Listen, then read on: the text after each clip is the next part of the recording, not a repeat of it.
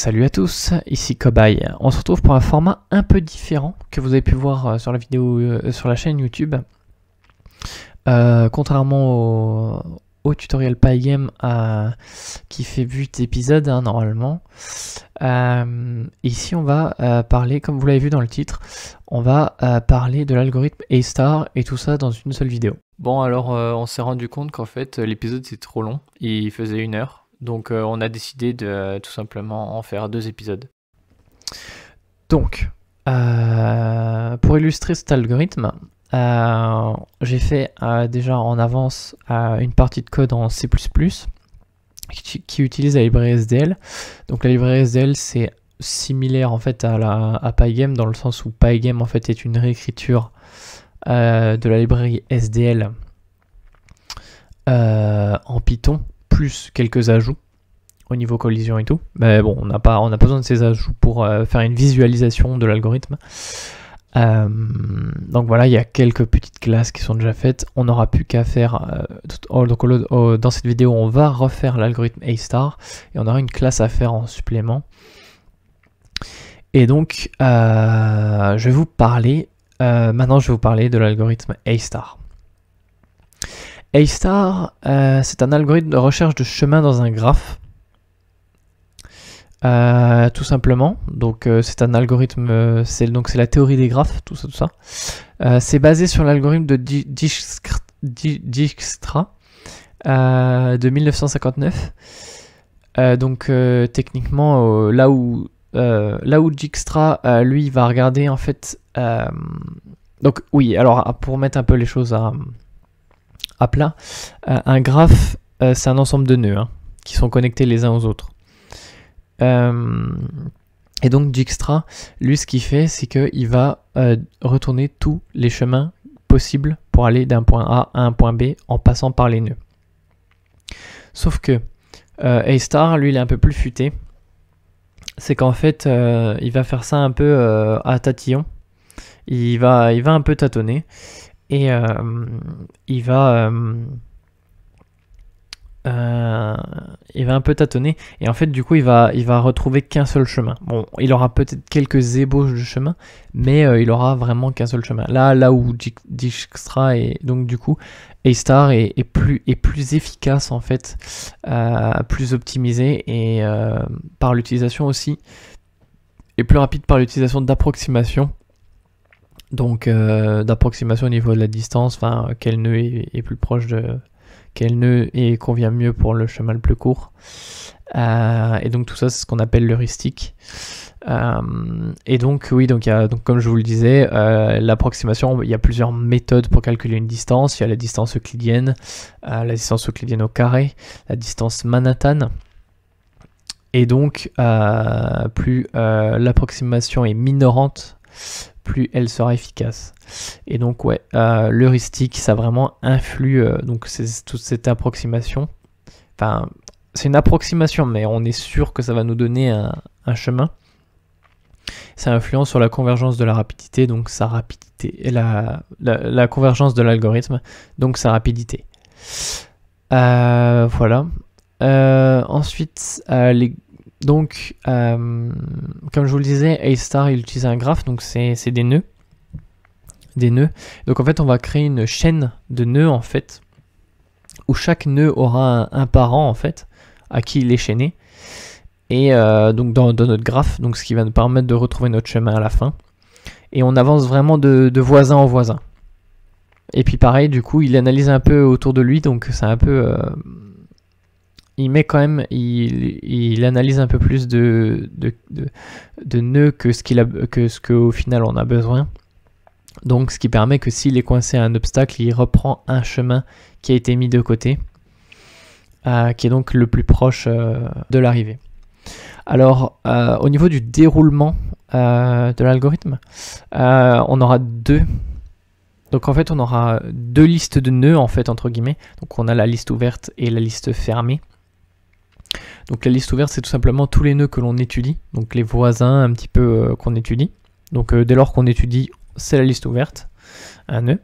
Dès lors qu'on étudie un nœud, c'est la liste ouverte. Et la liste fermée, c'est tous les nœuds qui peuvent faire partie de la solution. ou qui ont déjà vraiment été analysés, qu'on sait à peu près leur place dans le chemin. Voilà.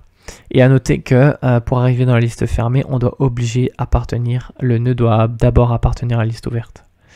Doit d'abord passer par la liste ouverte. Parce que après on fait le transfert. Un nœud ne peut pas être dans la liste ouverte et la liste fermée en même temps. Donc comment ça va se passer un peu cet algorithme? Donc c'est un algorithme itératif. Donc ça va boucler. Et donc on aura un nœud courant. Donc au début ce sera le nœud de départ. Et donc tout simplement ce qu'on va faire, c'est qu'on va regarder ses voisins, haut, bas, gauche, droite, diagonale. Si on se rend compte que c'est un obstacle, on oublie, on ne l'étudie pas puisqu'il ne fera pas partie du chemin, quoi qu'il arrive. S'il est dans la liste fermée, c'est qu'on l'a déjà analysé. Donc pareil, on oublie. S'il est dans la liste ouverte, c'est-à-dire qu'il est potentiellement sélectionnable pour appartenir au chemin. Donc on met à jour le nœud si nécessaire. Si on trouve que par où on est passé, ça veut dire qu'on l'a déjà ajouté dans la liste ouverte avant en fait, et donc on est passé par un autre chemin. Donc par ce chemin qu'on a, il va falloir forcément le mettre à jour par rapport au chemin qu'on a parcouru entre temps. Et donc s'il n'est pas dans la liste ouverte, on l'ajoute à la liste ouverte. Donc on passe à l'étude de ce nœud. Voilà. Et on ajoute bien le bon parent. Actuellement c'est le nœud courant, donc on lui mettra un parent, le nœud courant. Et donc après, une fois qu'on a fait ça, de regarder tous les voisins, ce qu'on va faire, c'est qu'on va rechercher le meilleur nœud de toute la liste ouverte. À noter que la liste ouverte ne se restreint pas aux voisins de l'itération en cours. Il y a aussi tous les autres voisins des itérations précédentes qu'on n'a pas étudiés, et seulement un de la liste ouverte.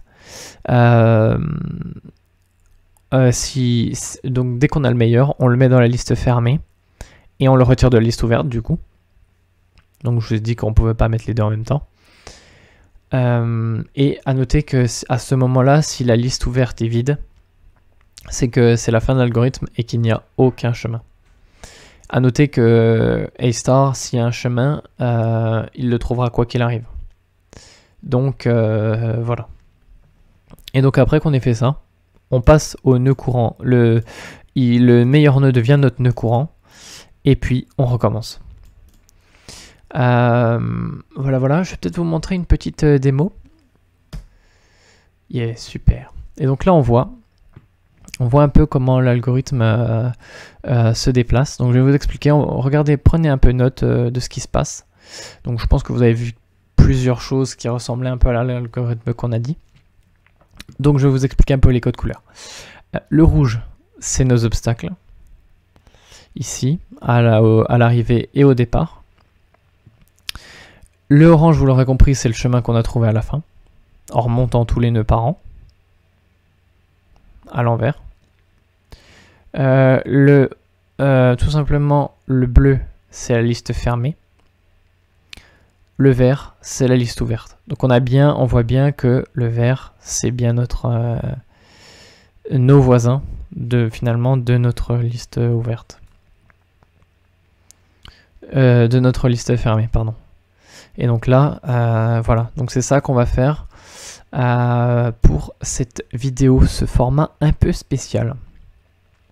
Et donc, je vous en dis pas plus. Donc en fait, pour vous dire un petit peu comment on démarre le projet, alors on a plusieurs choses. On a d'abord une démo window, donc c'est-à-dire ça sera notre fenêtre en fait, c'est tout ce qui gère un peu la SDL entre guillemets. Donc il y aura l'affichage, la mise à jour, les événements, utilisateurs, l'initialisation, comment on quitte, tout ça. On a aussi le sprite, donc tout simplement, c'est peut-être plus parlant ici. Le sprite, tout simplement, ça va être, en fait, ça va être une case en fait.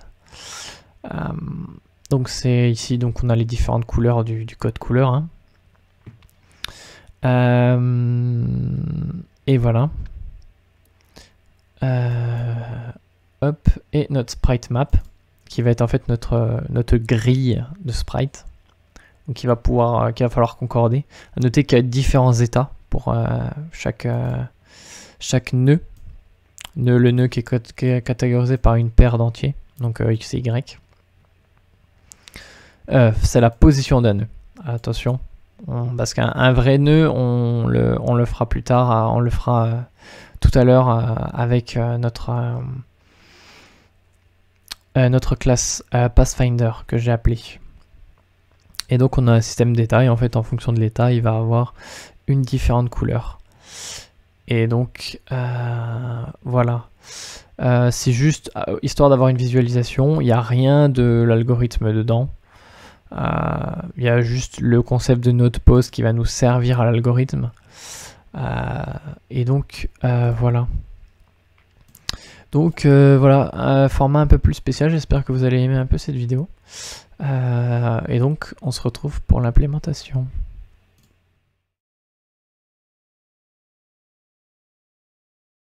On se retrouve pour l'implémentation. Alors. Nous, ce qu'on a à faire, c'est techniquement faire cette classe-là, que vous voyez. Pathfinder, notamment. C'est elle qui va être en fait l'implémentation de l'algorithme A*. Donc ce que je vous propose, c'est de tout de suite créer ces deux fichiers. Donc on va faire pathfinder.cpp et pathfinder.h. Pathfinder.h. Ici, on va mettre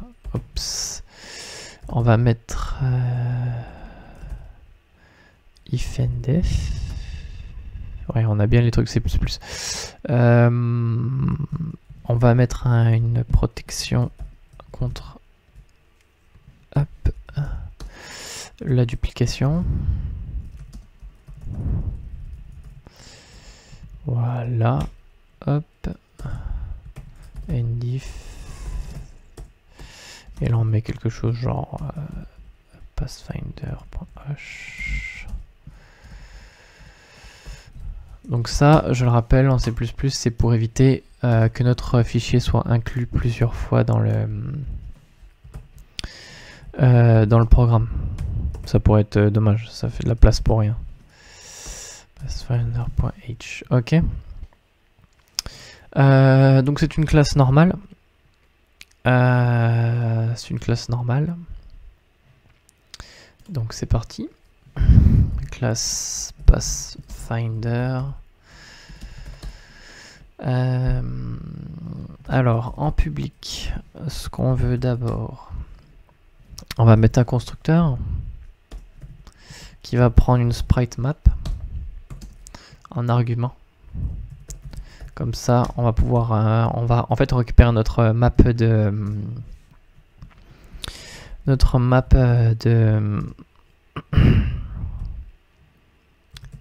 pour pouvoir influencer, savoir reconnaître les états des différents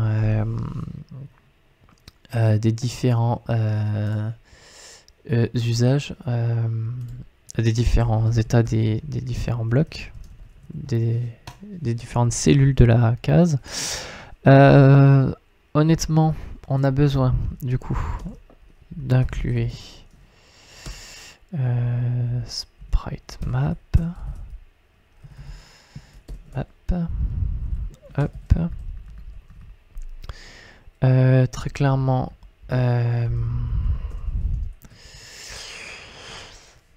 ensuite, alors donc vu qu'on a besoin d'inclure, on n'oublie pas la petite virgule ici. Je suis en train de faire n'importe quoi, c'est tellement magnifique là, je sais pas en quel langage je me trouve, mais c'est magnifique. Private. On va récupérer cette sprite map justement Hop, sprite map, un petit S, un grand P, bien joué. On va mettre un nul PTR, comme ça, ce sera fait. Alors. On va commencer à faire des nœuds. On va représenter un nœud. Non, on va déjà remplir notre constructeur déjà. Avant toute chose. Hop, on va même mettre... Waouh, c'est pas magnifique ça. On va récupérer donc Pathfinder. Pathfinder. Ok, donc là c'est notre constructeur. On a une sprite map dedans. En argument, sprite map. Donc ici on va juste récupérer un sprite map. On récupère Pathfinder. Hop. Voilà. On a récupéré notre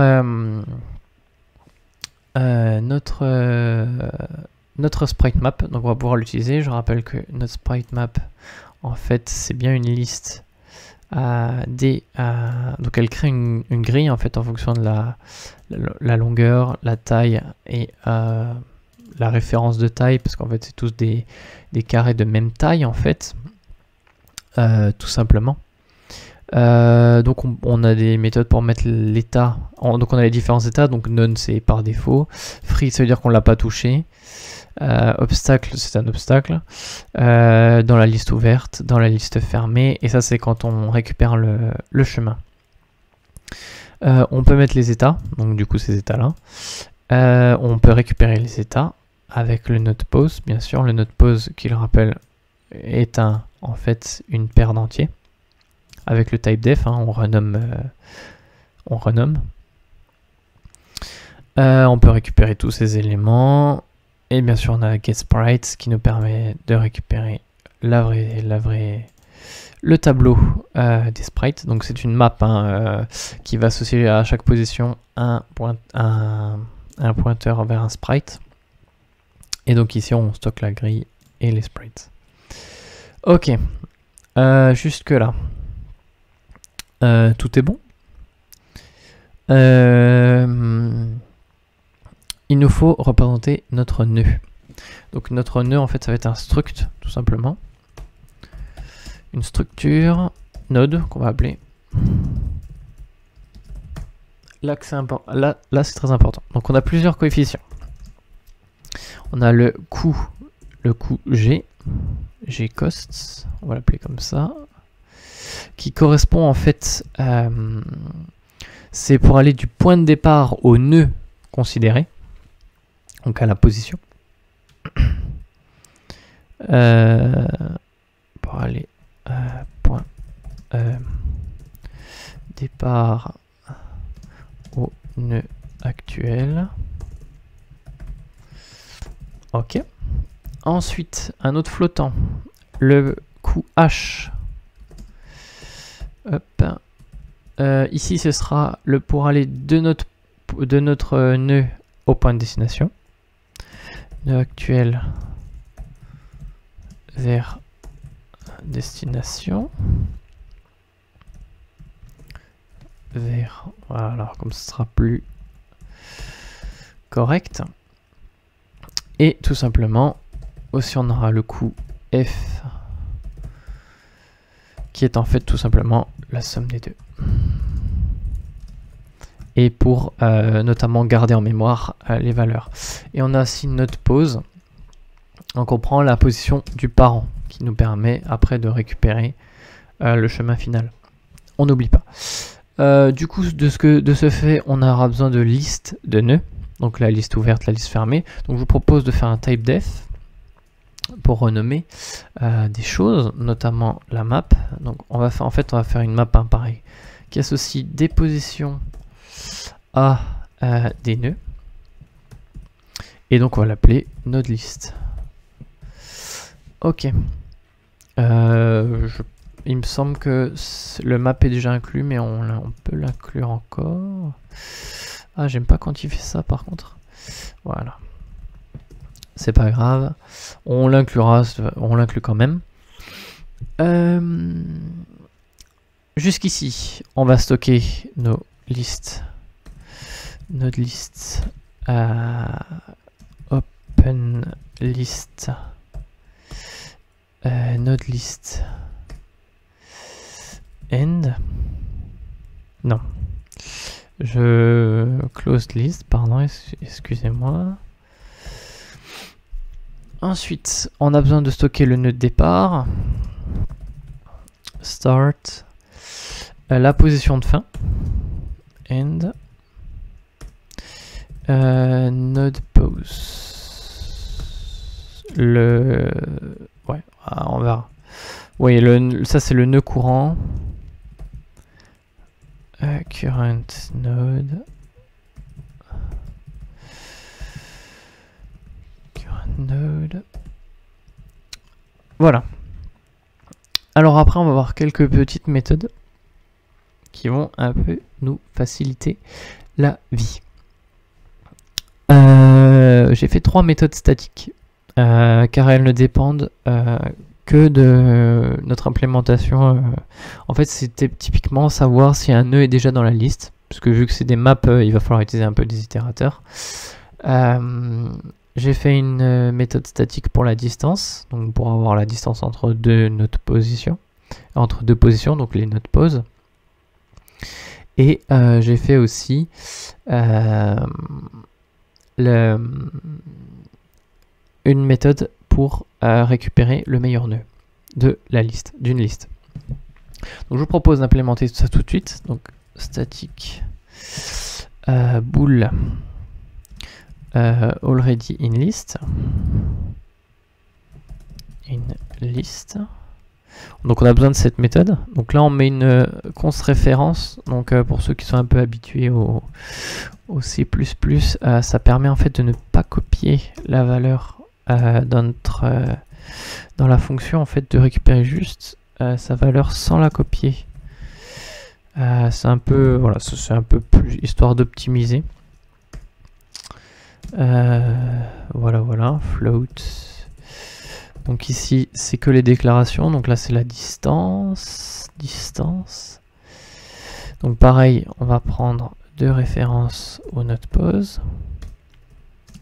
Donc on va voir P1 et on va copier ça et on va voir P2. P2, voilà. Ensuite statique node pose. Ensuite on va chercher la méthode pour avoir la meilleure position dans la liste. Donc notre liste pareil et liste dans la liste dans laquelle on va faire ça. Donc maintenant dans le CPP on va implémenter tout ça. Hop. On va d'abord implémenter already in list. Donc c'est un bool. Ensuite ça appartient au namespace Pathfinder et c'est already in list. Bien joué. En fait ce qu'on va faire c'est qu'on va copier là. Pouf. Pouf. Pouf, pouf, pouf. Ok. On a nos choses. On va juste rabattre ça, comme ça on va gagner un peu de place. En fait, ça va être tout simple. Map. Donc là, on va récupérer un itérateur en fait. Donc il faut que ce soit node pose. Oui. Node list en fait. Donc c'est notre liste itérateur. Même const itérator. Pour pouvoir chercher un élément dans la liste. Donc list.find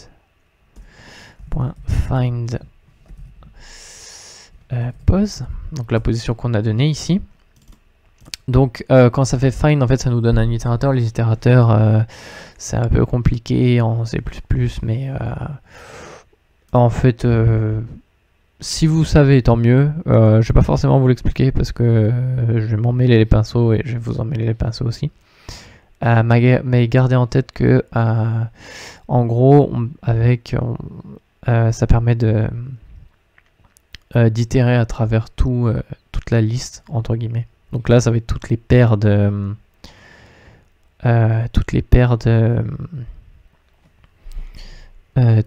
en fait de node pose et parce qu'une node list, donc c'est un node pose et une node, donc ça va itérer à travers toutes les nodes pose. Parce qu'en fait, une map c'est juste une liste de paires de node pose et de node, en fait, entre guillemets, pour faire un peu simple. Et donc l'IT, il va récupérer un pointeur vers ça, vers cette paire. Voilà. Et ce qu'on va faire, c'est qu'on va dire, à noter que si la liste ne trouve pas la position en tant que clé, bien sûr, ça va renvoyer le dernier itérateur, donc c'est-à-dire l'itérateur à un emplacement vide. Enfin, le tout dernier, en fait, ça correspond à un emplacement vide. Voilà. Et donc en fait, ça se modélise. Donc nous, on veut que ce soit vrai quand... donc si ça... Donc, hop, je vais vous l'écrire, ça va aller plus vite. Donc ici, c'est l'événement. On n'a pas trouvé l'élément. Et du coup, quand on met on inverse, on met un node devant. Et on a trouvé l'élément. Donc voilà. Ça c'est juste pour ça. Ensuite on va devoir besoin de la distance. Donc float pathfinder. On va copier directement, on s'embête pas. Hop, pouf. Ok. Tout simplement là on va faire la version avec une racine. Donc il faut inclure juste, alors je sais plus, c'est mat.h, ok. Include, je vais jamais y arriver le truc. Include mat.h et tout simplement on va utiliser sqrt, hop. Donc là, sqrt, c'est juste en fait la distance entre P1 et P2. Donc ça se modélise comme ça. Donc c'est xb moins xa au carré plus yb moins yk au carré. Le tout en racine. Donc ça se modélise comme ça. Donc P1.first. Donc c'est quand on met first, en fait dans un node pose en fait c'est une paire. C'est une paire ici d'entiers. Donc le first on va récupérer cet élément et le second on va récupérer cet élément.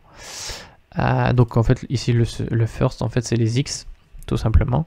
Et vu que c'est au carré, on n'en a rien à faire de l'ordre. On va juste multiplier par lui-même. Voilà. À ça on ajoute yp moins yk au carré. Donc on refait plus ou moins quelque chose pareil. Donc là c'est p1.second moins p2 moins second qu'on remultiplie par lui-même. Voilà. Ici on utilise la version en carré, racine carrée, mais voilà, vous pouvez utiliser la version au carré. Ce sera peut-être un peu moins précis, mais ce sera beaucoup plus rapide. Et il nous faut aussi la dernière méthode, le pathfinder, trouver le meilleur nœud dans notre histoire. Donc c'est à l'étape où on cherche le meilleur nœud de la liste ouverte, tout simplement. Donc là on va juste prendre donc on va boucler donc notre liste. Donc là pareil on va prendre un itérateur, hein. un const iterator it.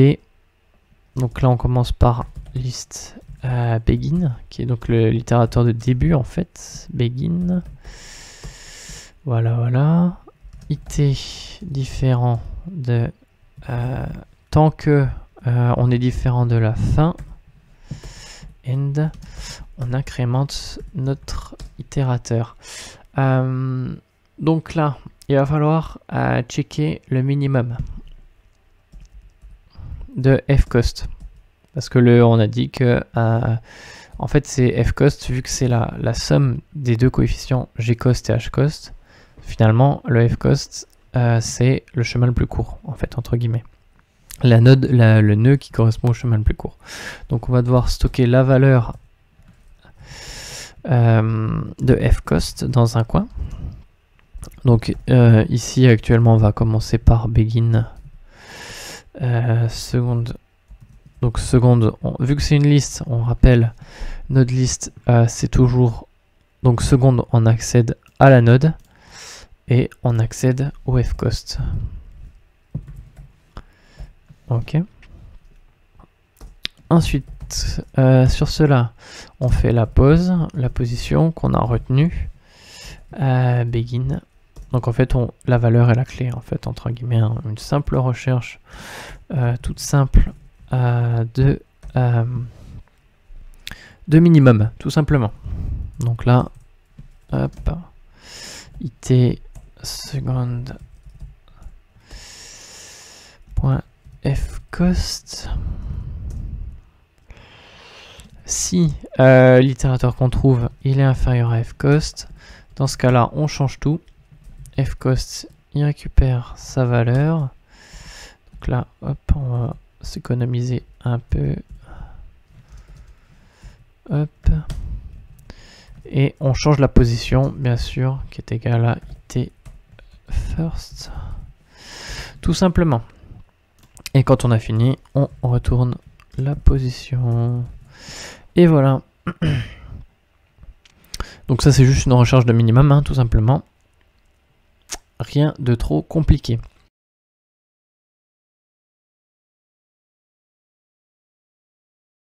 Les choses vont se complexifier un peu à partir d'ici. Il va nous falloir checker tout simplement. On peut faire quelque chose qui est assez simple aussi. C'est ajouter un nœud à la liste vide. La méthode ajouter un nœud à la liste vide.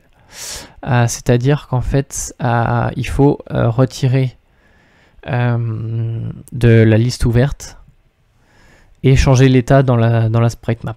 On passe l'état du sprite dans la liste fermée. Pour la visualisation, c'est plus simple. Donc on va commencer avec l'entête.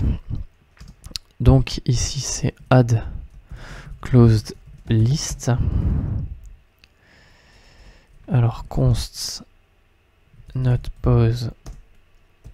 Donc il va prendre la position que l'on veut ajouter à la liste vide. On va peut-être pas l'écrire ici. C'est peut-être pas une bonne idée encore. Donc on va juste prendre tout ça et on va se tailler même celui-là, ok. Et on va l'écrire avant les méthodes statiques. Hop, on va l'écrire quelque chose ici. On rajoute le namespace finder. Voilà.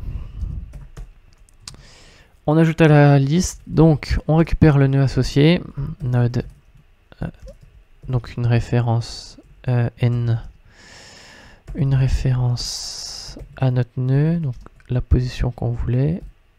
Position.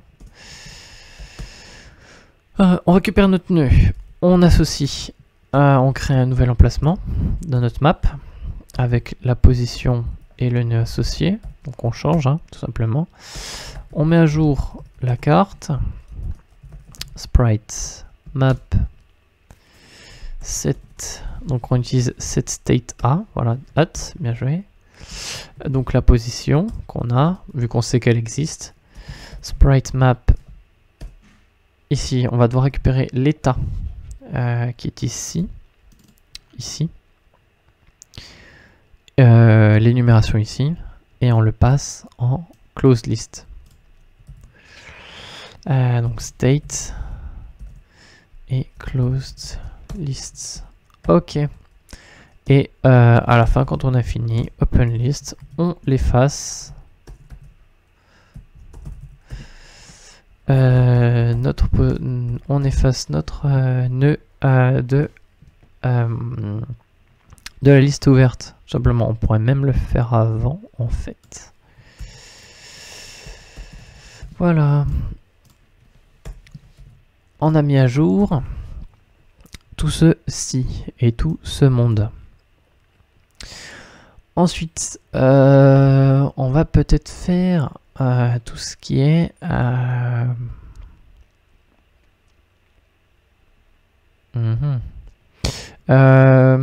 méthode qui permet de checker les voisins. Donc pareil, on s'en souvient, hein, si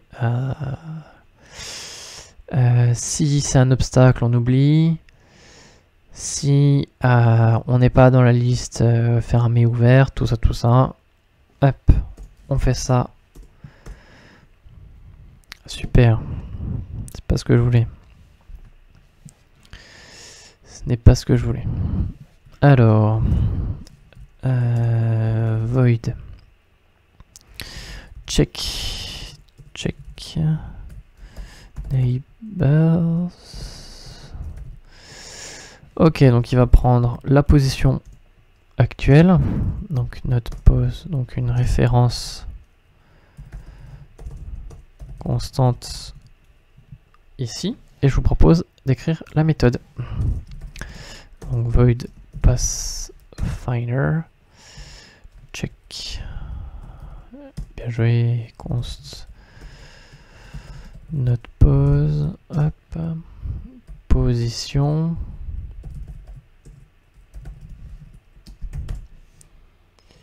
Donc on va stocker temporairement un nœud.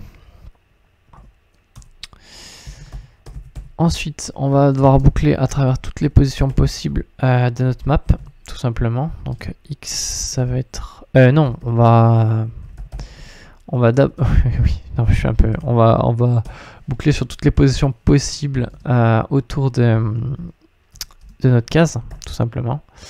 Et position... point first plus 1, donc là on est en de droite à gauche, x++, tout simplement. Il va y avoir beaucoup de boucles forts, hein. Donc là si on va checker juste si on est en dehors du cadre, hein, tout simplement parce qu'on si on est au bord du cadre il faut faire attention. Donc là soit si x est inférieur à 0, attention, ah c'est problématique, petite pause.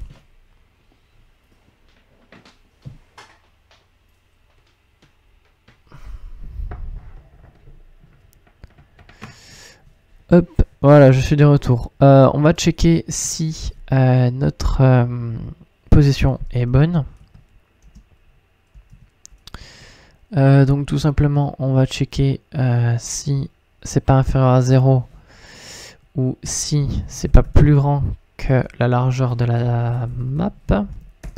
À noter que c'est une flèche ici. Parce que this, je le rappelle, c'est un pointeur vers la classe, vers l'instance actuelle. Pareil, SpriteMap est un pointeur, donc on récupère getWidth. Ok, super. Donc ici, on est hors du cadre, hein. Cadre, ok. Et donc si c'est le cas, hop, j'ai oublié les brackets. Pouf, pouf. Je vais y arriver. Donc, oui. Alt, pardon. Et donc là, ah mais non, on n'a pas besoin des brackets. C'est bien ça. Vu que ça tient en une seule ligne, on n'a pas besoin. On met juste continue. Je vais y arriver. Continue. Non, continue. Il ne me le propose pas. Bon. Ensuite, on va faire la même chose en Y. Tout simplement. Donc là, for int, donc on va reprendre un peu la même chose, hein. Y égale position sur notre second moins 1 y inférieur ou égal à position second plus 1 y plus plus. Pareil, on fait les mêmes checks, on va copier ça, on va l'adapter pour y. Donc si on est up ou si il est plus grand que get height, on est hors du cadre et on continue, et c'est le y. Attention au copier-coller, hein, c'est quand même assez compliqué. Essayez toujours de checker bien. Ensuite, dans cette boucle for encore, on continue, c'est là qu'on va chercher. Donc on va transformer notre position actuelle en notre pose. On va l'appeler curPose, current position. C'est notre pose, donc c'est x, y. Ok. On récupère notre sprite map, l'état associé à cette position. Donc this sprite map get state art. Il me le propose pas. Get state art. Bien joué. Donc là c'est curPose, c'est tout normalement. Alors c'est là qu'on va check si c'est un obstacle ou si c'est par défaut none. On va dire que on oublie. Donc hop, sprite map state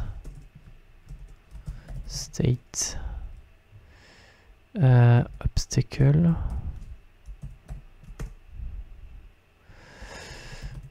Hop. Ou si il peut pas être les deux à la fois, donc on met un ou. Sprite map, pardon, attention, il faut que ce soit la classe. State qui est none. Puis nous le présente. Pareil, on continue. Voilà. Jusque là, vous m'avez suivi. Donc on regarde.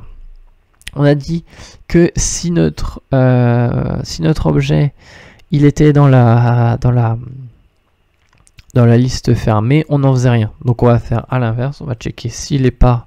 Donc c'est là qui already in list, c'est là que already in list est important. Donc curPose, et donc ici à notre closed list. Donc on check si notre position n'appartient pas à notre close. Donc ici on va mettre à jour. Donc on va calculer un peu tout. Donc notre nœud en tampon qui est ici. Donc gcost, on récupère, on met à jour un peu toutes les valeurs liées à cette position. Donc à curPose. Donc le coût G, on a dit que c'était du départ vers le nœud actuel. Donc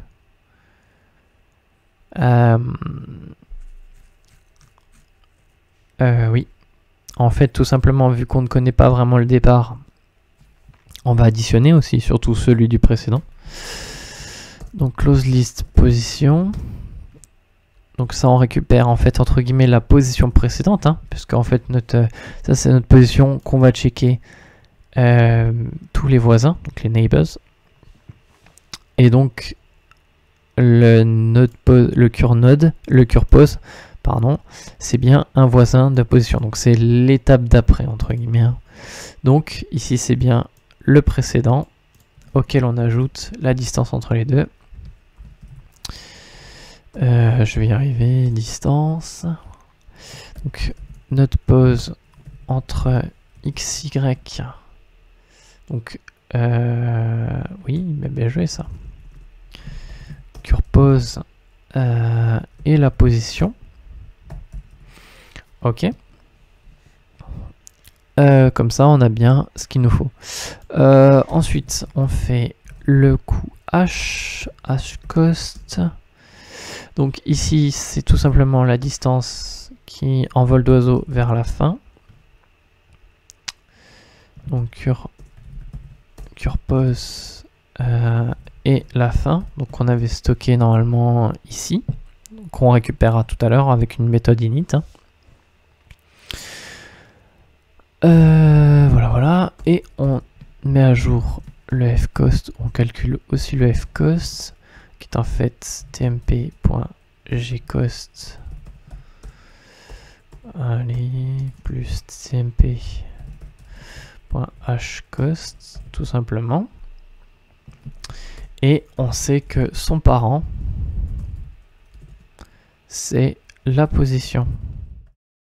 Comme dit précédemment au début de l'épisode, on coupe ici, histoire de faire 2 épisodes à peu près égaux en taille. Si vous avez aimé cette vidéo, n'hésitez pas à commenter, partager, liker, à vous abonner aussi si vous n'êtes pas déjà abonné. Et puis on se revoit la semaine prochaine.